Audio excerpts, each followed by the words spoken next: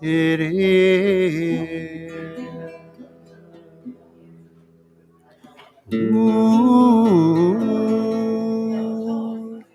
ooh,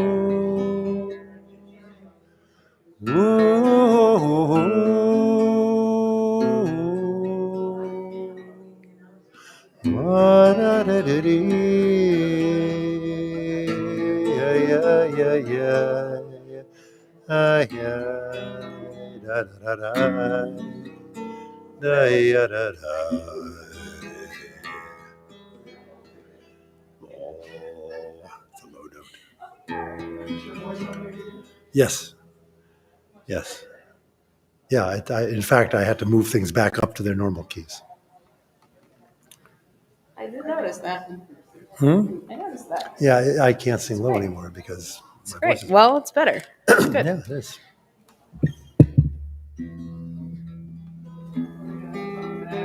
You were coughing yesterday.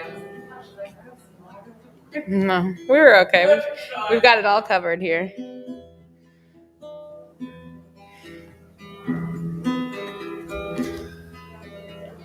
Is it time? It's not nice to hit things. You want to just give it a smack. Give it a good zets. Wait.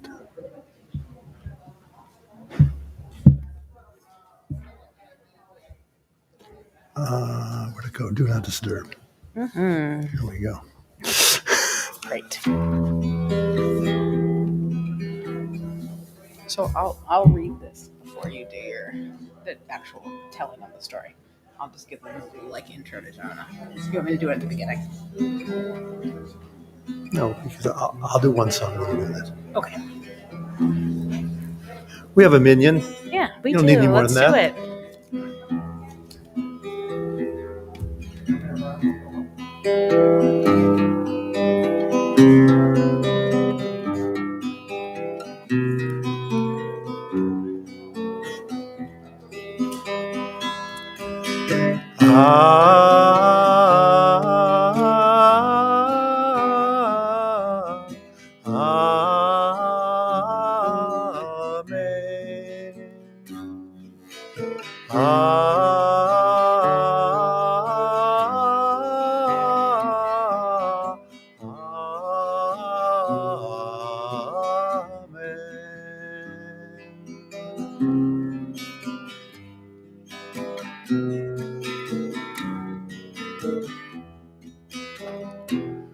For life, for health, for hope, for beautiful, bountiful blessing.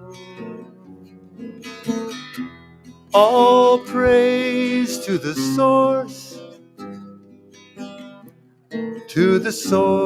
of being. Baruch atah Adonai,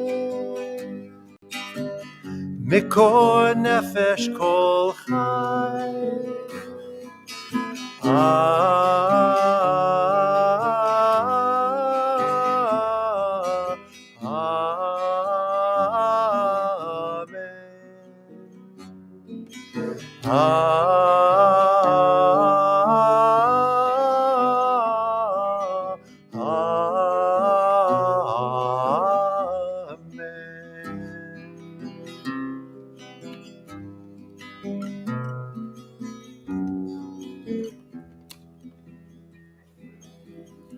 Hi, everybody. Welcome back. Good afternoon. I hope you enjoyed and were enriched by the meditation and study sessions this afternoon. I see all three of those leaders in this room, so I just want to thank you. We are Steve has put together a reading of Jonah. for us today. And we were talking, and he said, "Well, why do we even read Jonah on Yom Kippur?" And I said, "Well, let's find out." It was sort of one of those moments. So I just want to do a little introduction. So Jonah, the book of Jonah is full of anomalies. Other biblical books contain the words of prophets sent to influence the people of Israel. Jonah instead is sent to the people of Nineveh, the capital of Assyria, Israel's archenemy. Other prophets fear that the people will not believe them, and Jonah is afraid that they will believe him. Other prophets expend thousands of words to warn or to exhort the people without apparent results. Jonah speaks just 5 Hebrew words and achieves instant success. Other prophets stand as exemplars of courage and integrity in a corrupt society. Jonah is a rigid, narrow-minded malcontent who exhibits less compassion and moral concern than the non-Jews around him. Other prophetic books reflect a mood of impassioned solemnity. Jonah is replete with irony and comic elements. Animals who fast and wear sackcloth, a prophet who flees in the opposite direction from God's command, who sleeps through a major storm, who spends 3 days in the belly of the fish, who frets and fumes when a great city is saved from destruction, and is more attached to a plant than his fellow human beings. Why, then, do we read the book of Jonah on Yom Kippur? Because despite its farcical elements, it eloquently conveys themes appropriate to the holiest day of the year: universalism, the intrinsic worth of all human beings, our responsibility to one another, God's compassionate care for all living things, the power of teshuvah, and the human capacity for change.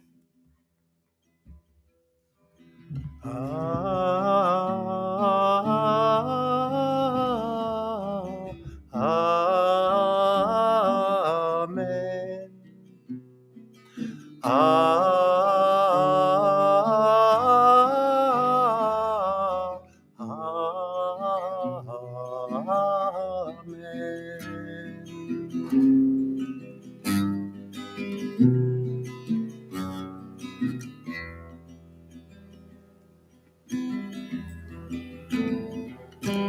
Ay, ay, ay, ay, ay, ay, ay, ay. Ay, ay, ay, ay, ay, ay. Ay, ay, ay, ay. Ay, ay, ay, ay. Ay, ay, ay, ay, ay, ay. Ay, ay, ay, ay, ay, ay, ay, ay. Ay, ay, ay, ay, ay, ay. Ay, ay, ay, ay. Ay, ay, ay, ay. Ay, ay, ay, ay, ay. The Book of Jonah, Chapter 1. One fine morning, Jonah woke up very early. He heard the voice of God speaking loud and clear. He said, "Jonah, I want you to go to Nineveh, that great city. Tell those wicked people their end is near." So Jonah headed down to the water, checked out all the boats from the greatest to the least. But instead of heading east to Nineveh, that great city, Jonah took a boat west to Tarshish.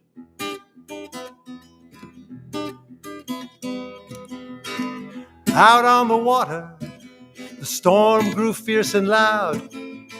Everybody knew they would soon be lost at sea. They turned to one another. "Hey, why is this happening to us?" Jonah shrugged and said, "Hey guys, I think it's me.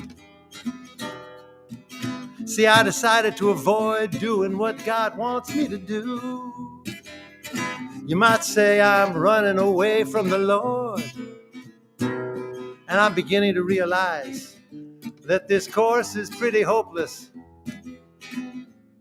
You better throw me overboard." chapter 2. With Jonah floating there in the water, the storm calmed down, away the big ship sailed. He didn't have long to think about how and when he was going to die, because he found himself gobbled up by a whale. Actually, the text says a big fish. There in the belly of that great big fishy thing, Jonah understood his decisions had all gone wrong. So faced with death, he did what everybody in the Bible always does.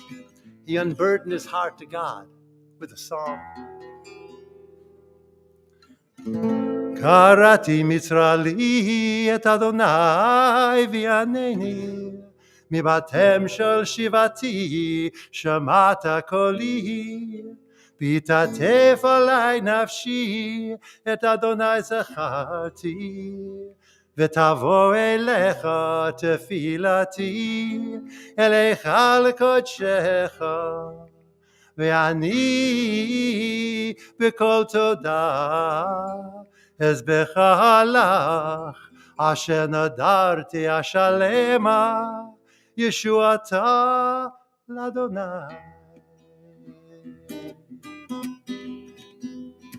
Chapter 3. God made the fish, cast them out on dry land, and then God spoke to Jonah once again. Like I already told you, get yourself to Nineveh, that great city. Tell them that their evil must come to an end. So Jonah made his way through that great big wicked city. He told them because of their sins, this city would fall. But the king of Nineveh and all his people set to fasting and to praying, and God said, I believe they're sincere. I will spare them all. Chapter 4. But Jonah was none too happy. No, Jonah wasn't pleased. He said, I knew they were going to be spared. I just didn't know how. If everybody receives your mercy anyway, of what use are your prophets? You might as well just kill me now. While sitting in the blazing sun, a plant from God grew up above him, providing a sweet breeze and a little shade. But a worm destroyed the plant. Jonah mourned its passing, and God said, you're so upset for something you never made. Hey, Jonah, what are you kvetching about? You didn't care if Nineveh lived or died. There were thousands of people, hundreds of thousands of people in the city, and lots of cattle besides. Ay, ay, ay, ay, ay, ay, ay, ay, ay, ay, ay, ay, ay, ay, ay, ay, ay, ay, ay, ay. Ay, ay, da, da, da, da, da. Ay, ay, da, da, ay, ay, ay, ay. Did it, ay, ay, ay, ay, ay, ay. Ay, ay, ay, ay, ay, ay, ay, ay. Did it, ay, ay, ay, ay, ay, ay.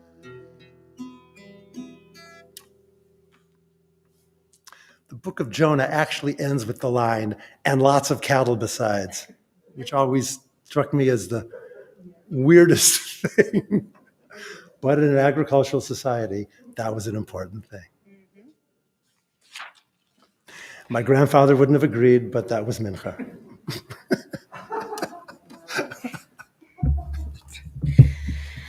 Well, friends, we are going to continue with Yizkor in about 15 minutes or so, and then Ne'ilah straight into Ne'ilah after that.